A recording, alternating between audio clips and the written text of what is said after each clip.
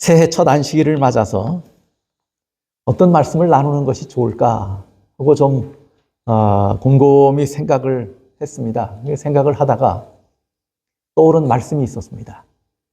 그게 뭐냐면 마태복음 5장 6절의 말씀이었습니다. 마태복음 5장 6절에 이 말씀을 읽고 묵상하면서 제목을 이렇게 붙여봤습니다. 새해는 우리가 뭘 사모하는 사람이 되자고요. 은혜를 사모하는 사람이 되었으면 좋겠다 하는 마음으로, 이런 마음으로 살았으면 참 좋겠다 하는 마음으로 이런 제목을 붙여봤고 이 말씀을 좀 선택을 해봤습니다. 마태복음 5장 6절의 말씀입니다. 함께 보실까요? 의에 줄이고 목마른 자는 복이 있나니 그들이 배부를 것이며. 사람들은 누구나 자기가 원하는 현실만 바라봅니다. 배고픈 사람의 눈에는 뭐만 보여요? 먹을 것만 보이죠? 제가 그래서 요즘에 저희 집사람이 먹지 못해서 늘 허기지인데 먹으면 또 불편하니까 먹을 엄두를 못 내고 그러는데 그렇다고 해서 저까지 굶을 수는 없잖아요. 그래서 저는 차려 먹어요. 집사님들이 남겨주신 반찬도 계시고 또 사랑으로 주신 것들도 있고 또 저희 집사람이 아파도 그래도 조금이라도 힘이 있으면 뭔가 제 먹을 걸 한 가지씩 이렇게 해놓으려고 애를 많이 썼어요. 그래서 참 고맙죠. 그래도 저보고도 먹으라는 거예요. 당신이라도 먹으라고. 그런데 제가 먹는 것을 좀 줄여봤어요. 그 고통에 조금이라도 동참해보리라. 또 한편으로는 저렇게 못 먹는데 저만 옆에서 뭐 먹겠다고 이렇게 많이 뭘 차려놓고 주신 거 다 차려놓고 먹기가 좀 미안해요. 민망해요. 그러다 보니까 저도 포만감을 가지고 살지는 못했어요. 그러면 영상을 이렇게 제가 어쩌다 한번 보는 게 뭐가 있냐면 이 캐네디언 가족이 한국 음식을 만들어 먹는 영상을 한 번씩 봐요. 백인들이. 사람들이 아주 재밌게 그렇게 한국 음식을 먹는데, 근데 그때도 그걸 이렇게 하나 봤는데, 그게 그렇게 먹고 싶어요. 내가 왜 그러냐면 허기가 지니까.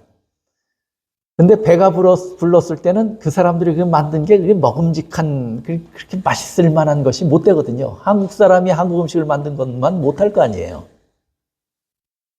근데 제가 배고플 때 그걸 보니까 그렇게 먹고 싶더라고요. 배고프면 먹을 것만 보이는 겁니다. 배고프면 누워서 눈을 감아도 뭐 아른거려요? 먹는 거 아른거리는 거예요. 어디서 맛있는 냄새가 나는 것 같고. 예전에 저희 작은 아이는 배탈이 나서 못 먹으면 저희도 못 먹게 했어요. 저희 먹으면 막 울고 불고 난리가 났어요. 그래서 그 아이를 저쪽에 가서 장난감을 주고 TV를 보게 한 다음에 저희가 다른 방에 가서 숨어서 얼른 먹고 나오고 했어요. 배고프면 못 견디는 거예요. 애들만 그러는 게 아니고 어른도 그래요. 배고프면 먹을 것만 보이는 거예요. 우리 정 집사님은 지금 씹어서 뭘 드시는 것만 눈에 아른거리실 거예요. 배고프면 그렇습니다. 목마르면 뭐만 보일까요? 물만 보일 거 아니에요. 사막을 여행하는 사람이 물 밖에는 다른 관심이 있을까요? 없을까요? 어떤 사람이 목말라서 쓰러졌어요.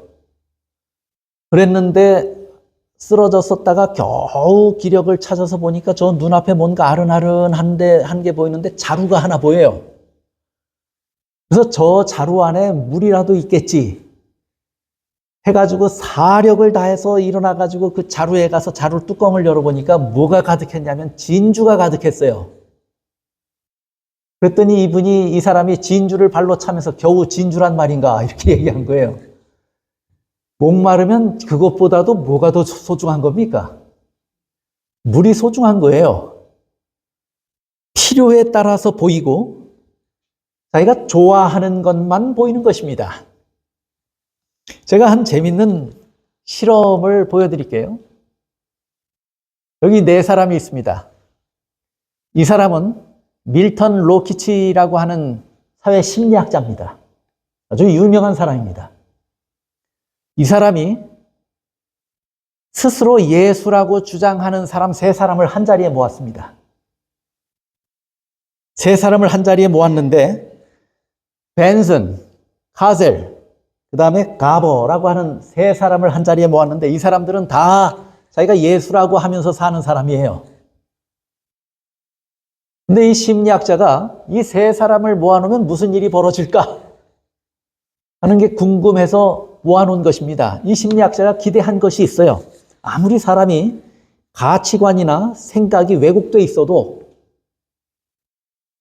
다른 사람을 바라보면서 거울 치료라고 하는 것도 있을 수 있잖아요. 그렇지 않습니까? 그래서 다른 사람이 허황된 주장을 하는 것을 보면 내 것도 잘못됐을 수 있겠다라고 판단하기를 바라는 기대를 가지고 실험한 거예요. 세 사람을 가지고 모아놨어요. 무슨 일이 벌어졌을까요? 내가 믿었던 예수? 내가 예수라고 믿었는데 아닌가? 저 사람도 자기를 예수라고 하네? 그러면 저 사람이 거짓이 아니면 누가 거짓이에요? 내가 거짓이에요. 그럼 저 사람도 주장하고 이 사람도 주장하면 혹시 내가 아닌가 이런 생각을 해야 할 거 아니에요? 근데 세 사람이 누가 잘못됐다는 겁니까, 다? 내가 진짜 예수고 니네는 아니야. 셋 다 똑같이 주장하는 거예요. 매일 모였어요. 매일 모아서 얘기하면 매일 똑같은 얘기하는 거예요, 세 사람이. 이 세 사람이 한 얘기를 적었어요. 이 심리학자가 적은 걸 이렇게 제가 가져왔어요. 서로 신념이 바뀌지 않을까 해가지고 했는데 이 사람들이 뭐라고 이야기했냐면 서로에게 정말 한심한 시간 낭비입니다. 왜 구태여 예수 그리스도를 당신은 흉내내려고 하고 있습니까? 제발 좀 자신으로 돌아가십시오. 자신답게 살아가십시오. 누가 누구에게 하는 얘기예요? 가짜 예수가 또 다른 가짜 예수에게 하는 얘기예요. 그런데 이 로키치 박사가 뭘 발견했냐면 셋이 다 똑같은 얘기를 하더라는 거예요. 이렇게 얼마를 실험했는지 아십니까? 2년간을 실험했어요. 2년 동안 안 바뀌더래요. 2년간을 안 바뀌어서 이 로키치 박사가 이 실험을 중단하고 이것을 책으로 썼고 영화로도 만들어졌어요. 이 사건이 아주 재미있고 유명한 사건이 되었습니다. 사람은 자기가 중요하게 여기고 가치 있게 여긴 것에 대해서 바꾼다는 거예요, 안 바꾼다는 거예요? 그게 잘못된 것이어도 바뀝니까, 안 바뀝니까? 그 사람이 가진 가치관이나 그 사람이 가진 생각은 자기 자신이에요. 자기 존재예요. 그걸 바꾼다고 하는 건 뭘 부정하는 것이에요? 자기 존재를 부정하는 거예요. 이거 바뀌는 것이 결코 쉬운 일이 아닙니다. 바뀔 수가 없는 것입니다. 그래서 표범이 그 반점을 바꿀 수 있다고 그랬어요? 없다고 그랬어요? 구스인이 그 피부를 바꿀 수 있다고 그랬어요? 없다고 그랬어요? 안 되는 거예요. 그래서 성경은 뭐라고 이야기하냐면 죽고 다시 태어나라고 말합니다. 바꾸라고 말 안 해요. 바꿀 수가 없는 거예요. 바뀔 수가 없는 거예요. 죽은 후에 다시 태어나야 하는 거예요. 그만큼 바뀌는 것은 불가능합니다. 우리가 마치 사진을 찍듯이 사진을 찍으면 피사체가 찍히면 그 사진은 그 피사체를 주관적으로 찍습니까? 객관적으로 찍습니까? 객관적으로 찍히죠. 있는 그대로 찍어내죠. 그렇죠? 있는 그대로 찍어내요.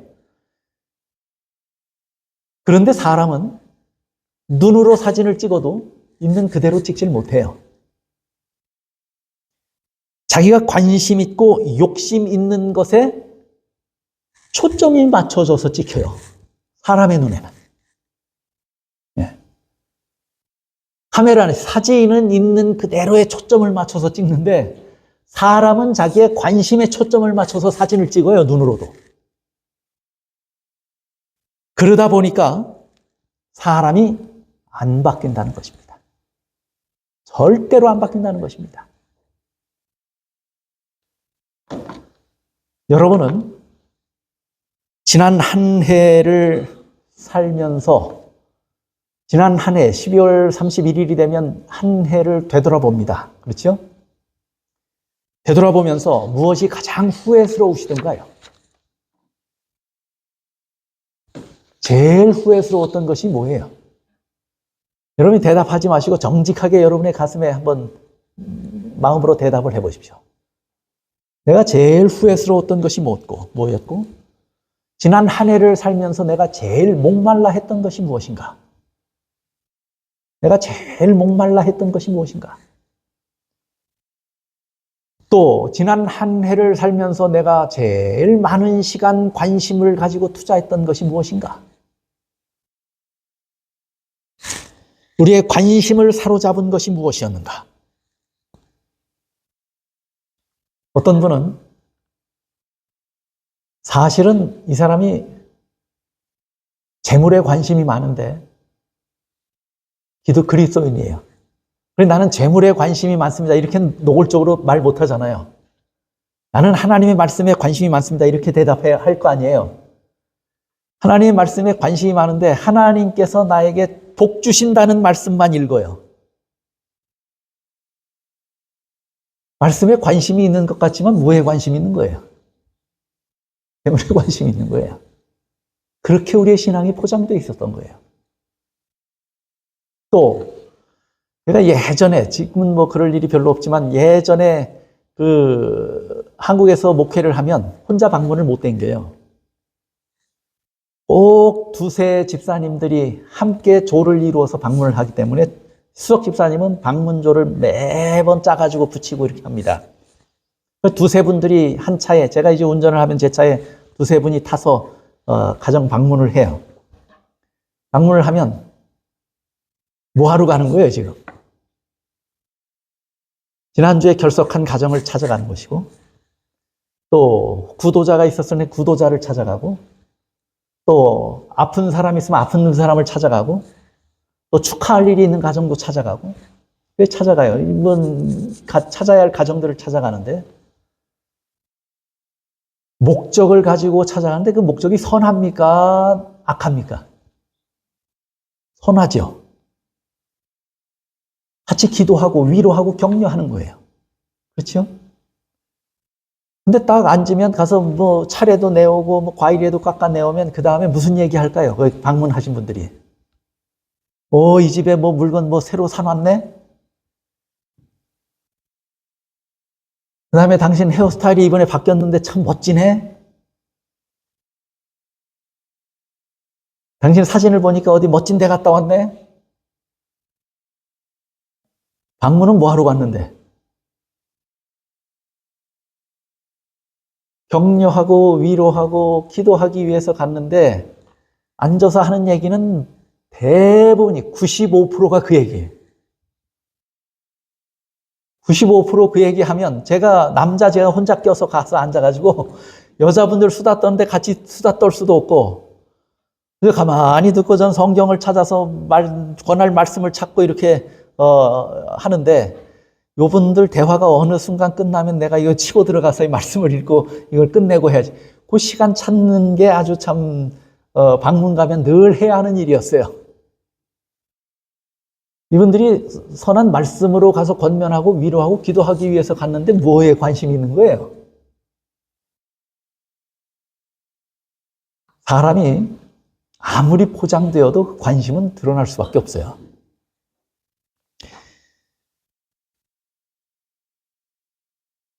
저는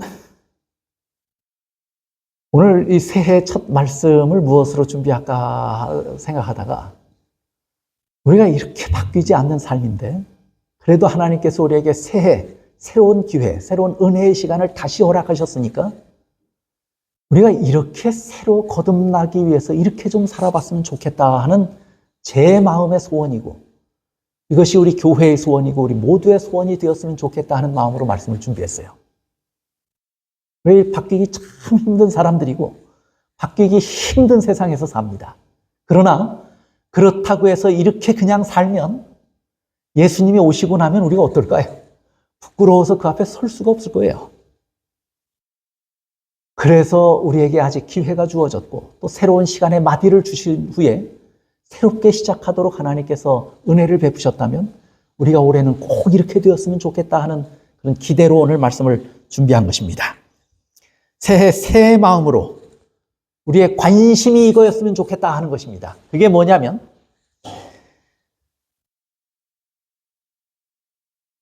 의에 줄이고 목마른 자로 1년을 우리가 좀 살았으면 좋겠다 하는 것입니다.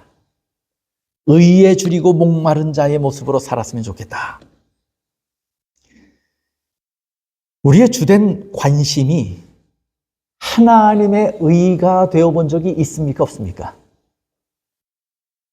지난 1년을 살면서 제가 제일 후회스러운 것이 무엇이었습니까? 하고 질문을 드렸는데 혹시 우리 중에 단 한 분이라도 내가 하나님의 의를 이루지 못한 것이 참 후회스럽습니다. 내가 하나님의 의를 갈급하지 못하고 산 것이 참 후회스럽습니다. 이렇게 생각하신 분이 계십니까? 새해는 우리의 주된 관심사가 성공이나 돈이 아니고 심지어는 건강조차도 아니고 하나님의 의가 되기를 바랍니다. 이 세상을 건강하게 살면 그것도 축복이지만 건강을 잃고 죽어도 우리 안에 하나님의 의가 있다면 그 사람의 인생은 실패한 사람이 아닙니다.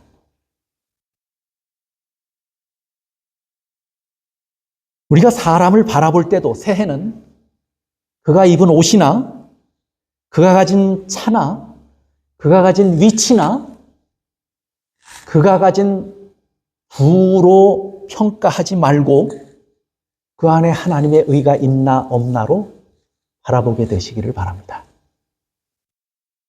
우리의 관심이 이거 하나면 족한 것이에요.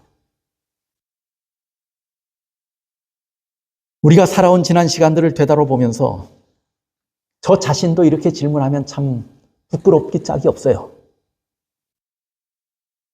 네가 단 한 번이라도 하나님의 의 때문에 밥맛을 잃어본 적이 있느냐? 내 안에 하나님의 의가 실현되지 않아서 안타까워하며 울어본 적이 있느냐? 내 자신의 문제로는 참 많이 안타까워했고 내 자신의 문제로는 참 많이 울어봤지만 내 안에 하나님의 의가 없는 것 때문에 울어본 적이 없어요.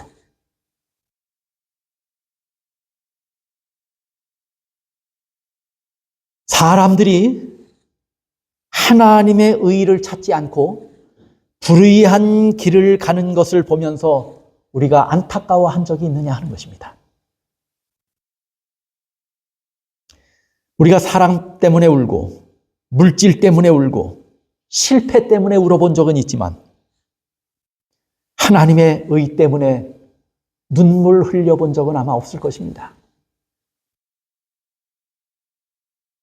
그런데 제가 이렇게 말씀을 드리면 이게 너무 높은 수준의 말씀을 우리에게 요구하는 것 아닌가 이렇게 생각이 되어질 수도 있을 것이고 또 지금 오늘 현대를 사는 그리스도인들에게는 비현실적인 이야기 아닌가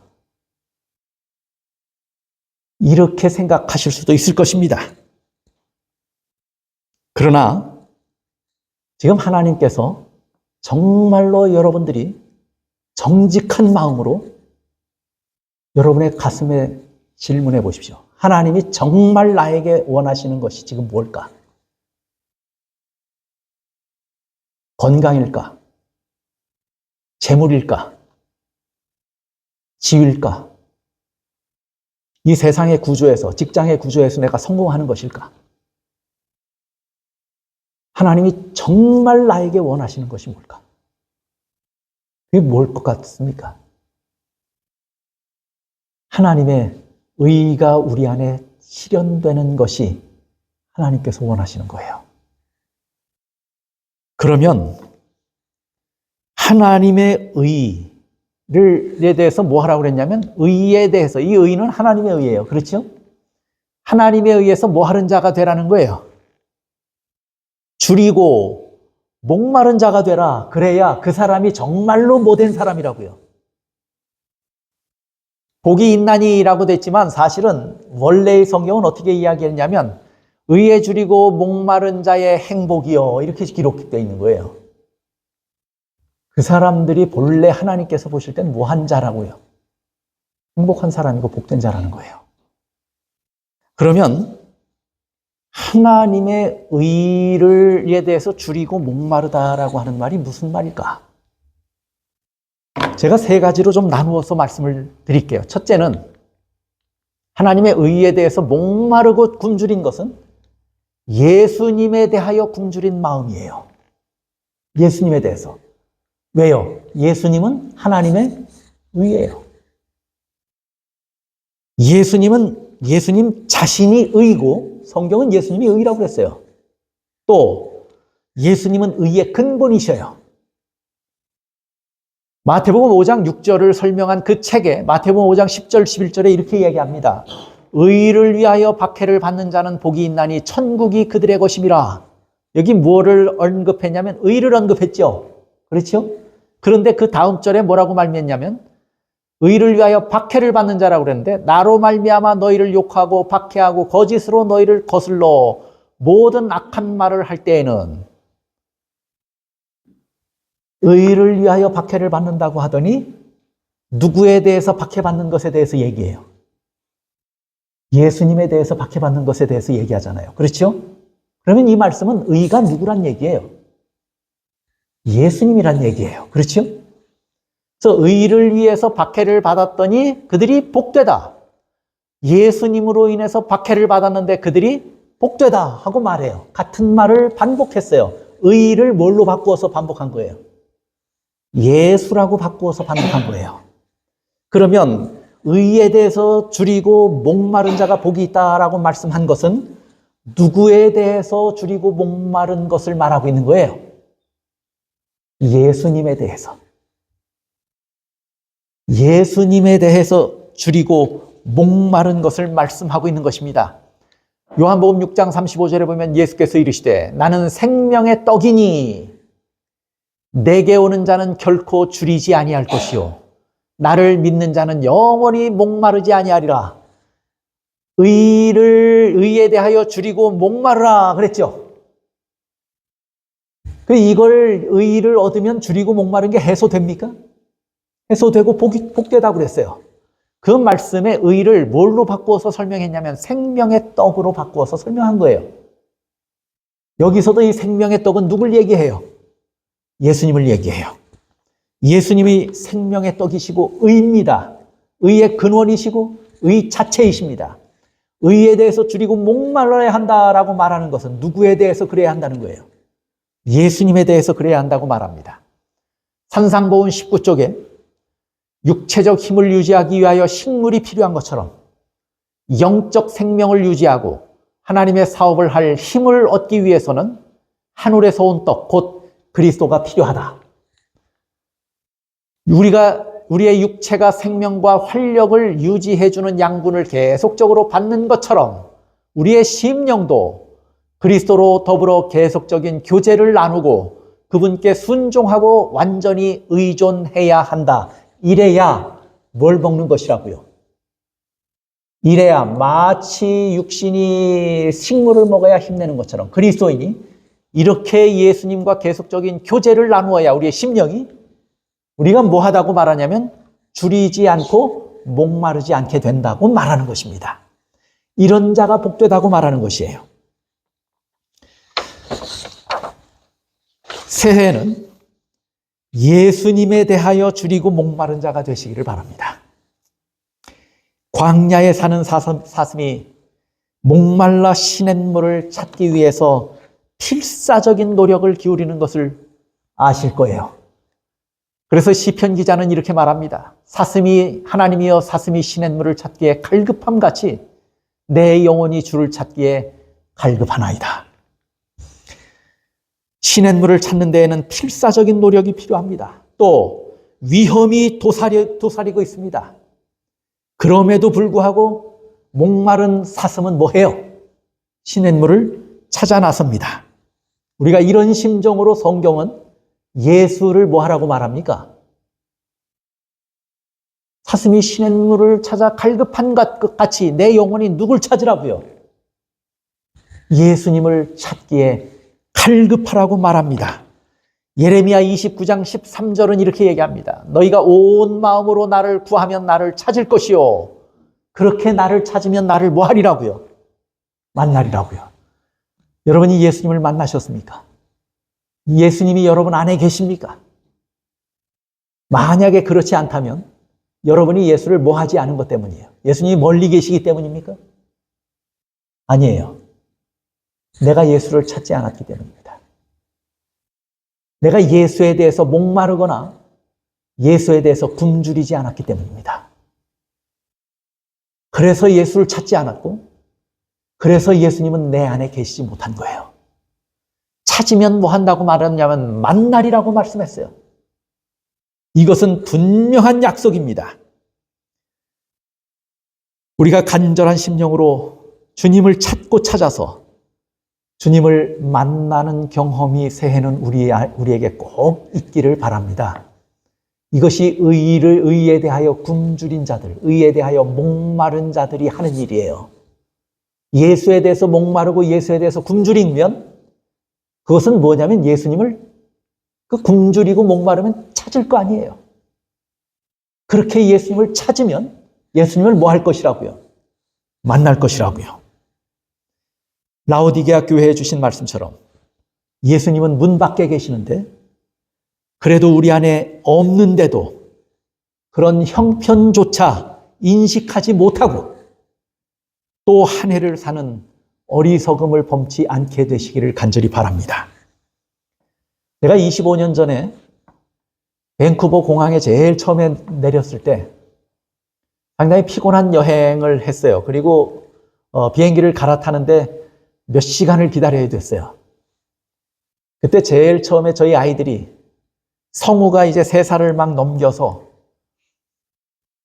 그랬을 때고 그런데 내려서 잠시 저희가 3살이 됐으려나요? 4살이 됐으려나요? 그런데 피곤하니까 그 아이들 이렇게 공항에서 나와 보니까 이 아기들 놀이터가 있더라고요. 근데 그 앞에 딱 앉으니까 애들 둘이 그 놀이터에 가서 놀아요. 아, 이때 우리가 좀 잠깐 앉아서 눈을 좀 감고 좀 쉬자. 놀고 있겠지. 그리고 잠깐 눈을 감았다 떴는데 우리 큰애는 보이는데 작은애가 안 보여요. 그래서 어디 뒤에 가서 숨었나 하고 제가 가서 봤어요. 없어요. 그 조그만한 놀이터죠, 그 안에. 그거 다 둘러봐도 없어요. 그래서 둘이 이제 놀래서 저희 아이를 찾는 겁니다. 어린아이예요. 영어라고는 단 한마디도 할 줄 모르는 아이죠. 그 아이가 눈에 안 보이니까 갑자기 가슴이 덜컥 내려앉고 등 뒤에 식은땀이 흘러요. 그 일어나서 아이를 부르면서 온 그 공항을 이리저리 뛰어다녔어요. 저 끝까지 뛰어갔는데도 안 보여요. 또 막 뛰어와가지고 다른 데를 가도 안 보여요. 야, 이거 큰일 났다. 여기 와서 우리 아이를 잃어버리는 거 아닌가. 아주 깜짝 놀라서 이리 뛰고 저리 뛰고 하는데 그렇게 뛰다가 어느 한쪽 귀퉁이에 가니까 사람들이 몇 명이 웅성웅성 모여 있어요. 거기 갔더니 경찰이 2명이 있는데 그 경찰 2명 중에 1명이 저희 아이를 안고 있어요. 그런데 그 아이가 경찰에게 안겨서 뭐라고 말하냐면 영어 한마디 못하잖아요. 연재인 그러고 있더라고요.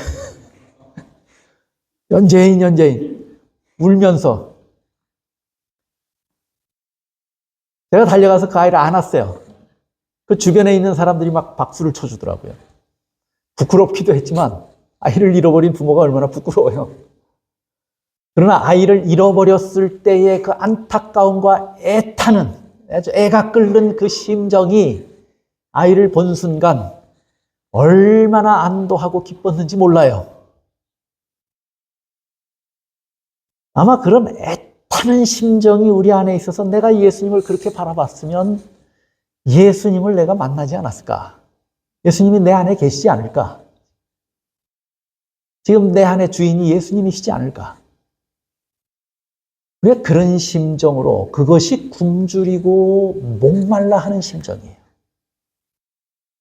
이런 열심과 이런 심정으로 예수님을 찾는다면, 의를 찾는다면 여러분 올해는 예수님을 꼭 만나게 되실 것입니다. 예수님을 만난 사람과 만나지 못한 사람의 신앙은 천지 차이예요. 정말 예수님이 그 안에 계신 분과 그렇지 않은 분의 신앙의 차이는, 그 차이를 감히 가늠할 수 없는 큰 차이가 있는 거예요. 우리 안에 형식은 다 사라지고 정말 예수에 대한 사랑과 신뢰만이 우리 안에 남게 될 것입니다. 새해 의 되시는 예수님을 이렇게 간절한 마음으로 찾고 찾아서 예수님을 개인적으로 꼭 만나는 경험을 갖게 되시기를 바랍니다. 이것이 새해 우리의 신앙의 목표가 되었으면 좋겠습니다.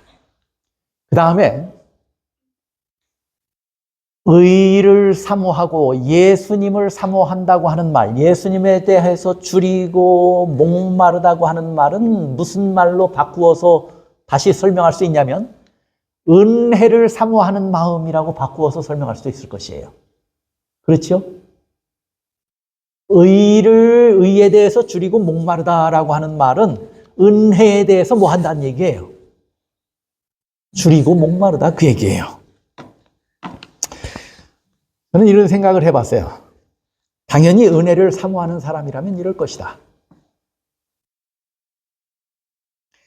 어떤 두 사람이 있습니다. 한 사람은 이 두 사람 다 교회 오는데 1시간씩 이 운전을 해서 와야 돼요. 그런데 한 사람은 안식일마다 내가 1시간을 넘게, 막히면 더 걸리고 1시간을 넘게 운전해서 가서 고작 앉아서 예배 드리는 시간 얼마예요? 그 1시간인데 그 1시간을 가서 예배 드리고 다시 또 뭐 해야 돼요? 1시간 넘게 운전해서 집에 오는 것이, 이건 너무 좀 비효율적이고 그렇게 썩 좋은 것 같지 않다. 그렇게 생각을 하는 사람이 있어요. 근데 또 다른 한 사람은 내가 1시간을 비록 운전해야 교회 가지만 내가 하나님의 은혜를 사모하고 하나님을 만나는 길이라면 이 1시간쯤이야 운전하는 것은 아무것도 아니지. 그런 마음으로 성전을 찾는 사람이 있어요. 이 둘이 똑같은 1시간을 걸려서 왔어요. 누구에게 더 은혜가 있을까요? 저는 은혜를 갈급해서 성전을 1시간을 운전해서 찾은 사람에게 아마 2배의 은혜가 있을 것이라고 생각을 합니다. 왜냐하면 그 사람은 하나님의 은혜를 기억했고 하나님의 은혜를 사모하는 마음으로 성전을 달려오는 그 시간조차도 그 안에 누구를 사모하는 마음이 있어요. 예수님을 사모하는 마음이 있고 은혜에 대한 갈급함이 있어요. 그러면 그 사람은 이미 집에서 출발할 때부터 그 마음에 은혜에 대한 갈급함과 예수님에 대한 주림이 그 마음에 있다면 그 마음은 이미 뭘로 채워지기 시작하냐면 그때로부터 하나님의 은혜와 위로로 채워지기 시작하는 것입니다.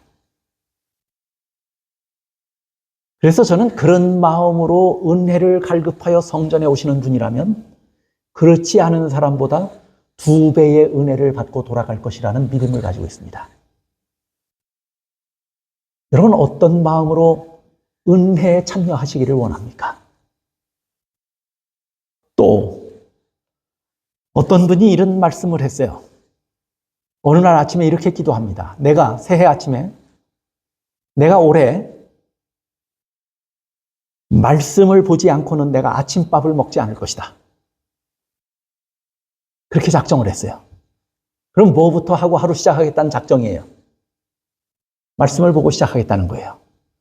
말씀을 한 구절이라도 읽고 묵상해야만 난 뭘 먹으리라?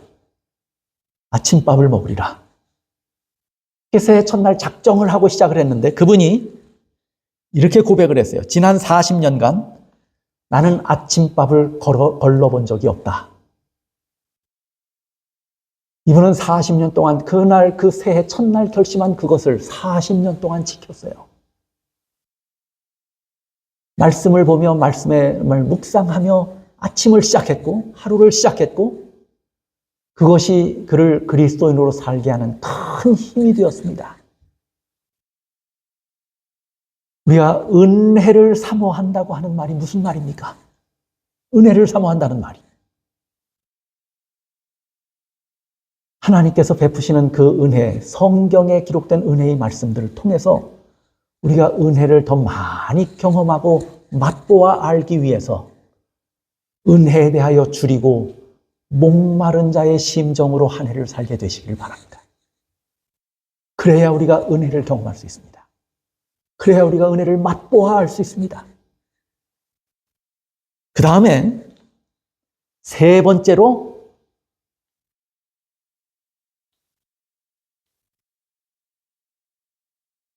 의에 대해서 줄이고 목마르다라고 하는 말은 첫째는 예수님 자신에 대해서 목말라야 돼요. 예수님을 만나기 위해서 목말라야 돼요. 은혜에 대해서 목말라야 돼요. 그 다음에 세 번째로는 예수님의 의에 대해서 굶주린 마음으로 살아야 돼요.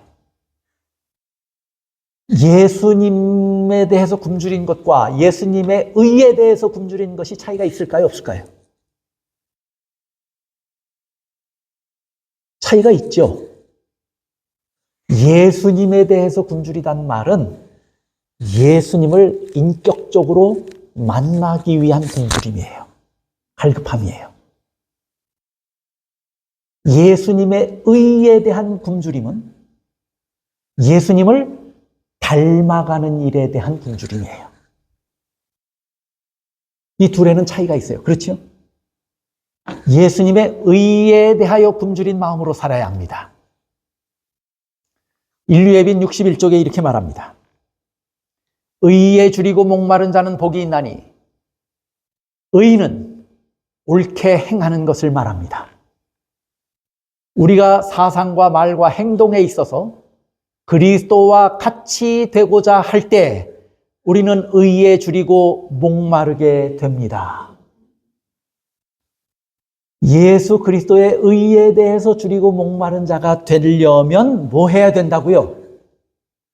그렇게 하는 것은 그리스도와 같이 되고자 하는 목마름이 우리에게 있어야 된다는 것이에요. 그리스도를 만나고자 하는 목마름도 있어야 하고 그리스도와 같이 되고자 하는 목마름도 있어야 합니다. 만일 우리 안에 의에 대한 굶주림과 목마름이 있다면 당연히 내가 어떻게 하면 예수님을 닮아갈까 하는 갈망이 당연히 있을까요? 없을까요? 그건 당연한 결과예요. 그렇죠? 당연히 나타나는 것입니다. 그리스도인이라면 당연히 내 안에 정결한 삶에 대한 갈증이 있습니까? 없습니까? 그리스도인이라면 당연히 있는 것이에요. 여러분, 갈망하는 사람은요, 굶주리고 목말라 하는 사람은요, 무엇에 대해서 굶주리고 목말라 하는지 나타납니까? 안 나타납니까? 갈망하는 대상을 닮아갑니까? 안 닮아갑니까? 닮아가죠. 그 사람의 태도나 심지어 얼굴에서조차 갈망하는 그 대상이 나타납니까? 안 나타납니까? 예를 들어서 권력을 갈망하는 사람은요, 그 얼굴에 그것이 나타날까요? 안 나타날까요? 권력을 갈망하는 사람. 권력을 갈망하는 사람은 그 사람의 사는 방식에서 그것이 나타날까요? 안 나타날까요? 당연히 나타나죠. 재물에 갈급한 사람은 그 사람의 사는 방식에서 그건 나타날까요? 안 나타날까요? 당연히 나타나는 거예요. 의를 갈급하는 사람은 그 사람의 사는 방식에서 그 갈급함이 나타날까요? 안 나타날까요? 나타나는 삶의 모습이 그리스도의 의를 갈급한 그 모습, 그 행실로 나타나는 것이에요. 그리스도를 닮아가는 형식으로 나타나는 것입니다. 그의 삶이나 말이나 행동에서 누구의 초점에 맞춰져 있는 거예요? 그리스도에게 초점이 맞춰져 있고, 그러면 우리가 예수님을 갈망한다는 말은 예수님을 만나기 위한 노력과 찾고 구하고자 하는 갈급한 심령이 있는 것이고, 그 다음에는 예수님의 의를 갈망하는 마음이 있게 될 것인데, 예수님의 의를 갈망하는 마음은 무슨 마음이냐면 예수님을 닮아가는 마음입니다. 시대의 소망에서도 이렇게 설명합니다. 의에 줄이고 목마른 자는 복이 있다. 마음에 예수께서 거하실 여지를 만드는 자들은 그의 사랑을 깨달을 것이다. 하나님의 품성을 담기를 원하는 자들은 만족함을 얻을 것이다. 복이 있을 것이다 라고 했는데 그 복은 만족함을 이야기했어요. 그렇죠? 성령께서는 결코 예수를 바라보는 자를 돕지 아니하신 채 버려두지 않으신다. 성령께서는 그리스도에 대한 사물을 가지고 와서 그 영혼에게 보여준다. 만일 그리스도께 눈을 고정시킨다면 성령의 역사는 그 영혼이 그리스도의 형상과 같아질 때까지 쉬지 않는다. 먼저는 우리의 눈이 뭐에 고정되어야 된다고요? 예수 그리스도에게 고정되어야 합니다. 예수 그리스도에 대하여 갈증과 굶주림을 가지고 있어야 합니다. 애타는 심정으로 만나고자 하는 열심이 있어야 합니다. 갈망이 있어야 합니다. 그런 마음이 있다면 그 다음에는 누가 일하실까요? 그 다음에는 성령께서 일하십니다. 우리 안에 그 마음이 있다면 성령께서 그런 자들 한 사람 한 사람의 마음에 절대로 실망과 실패를 남겨두지 않을 것이라고 하는 보증의 말씀이 있습니다. 우리 마음에 이런 갈증이 있다면 성령은 우리 안에 예수님을 보여주실 것입니다. 예수님을 만나게 하실 것입니다. 뿐만 아니라 성령은 그리스도의 형상과 같아질 때까지, 우리가 예수님을 닮아갈 때까지 뭐 하실 것이라고요? 쉬지 않고 우리 안에서 일하실 것이라고 말합니다. 사랑하는 여러분, 인생이 실패했느냐 성공했느냐는 절대로 우리가 추구하고 사는 것에 있지 않음을 기억하셔야 합니다. 솔로몬은 하나님을 경외하는 것 외에는 모든 것이 결국에는 헛되다고 고백했습니다. 2026년 새해 우리 개인이나 우리 가정이나 우리 교회가 항상 붙잡아야 하는 것이 있다면 하나님의 의입니다. 갈급한 심령으로 찾고자 하는 것이 있다면, 만나고자 하는 열정이 있다면 그것은 하나님의 의입니다. 예수 그리스도입니다. 그 의에 대한 갈망이 우리 안에 있게 되기를 간절히 바랍니다. 그러면 성령께서 우리에게 오셔서 우리를 예수를 보게 하실 것이고 예수를 닮아가게 하실 것이고 시간이 가면 갈수록 은혜에 대한 갈망과 갈증을 더 크게 하실 것입니다. 이것이 새해 우리가 받을 가장 큰 복입니다. 그리고 이것은 조건으로 주어진 것이지만 하나님께서 새해 우리에게 허락하신 축복의 말씀이고 언약의 말씀입니다. 이 언약은 우리가 조건을 이행한다면 하나님께서 100% 언약을 지키실 것입니다. 저는 새해 우리가 이 세상에 내어놓을 만한 대단한 결실이 없을지도 모른다라고 하는 생각을 합니다. 그러나 의에 대한 갈증과 갈망은 가지고 살아서 우리를 의롭게 하시는 예수님을 꼭 만나고 경험하는 한 해 되시기를 간절히 바랍니다.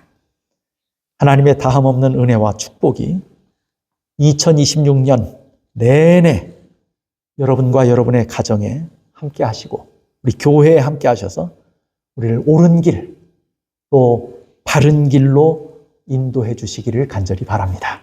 말씀을 마치겠습니다.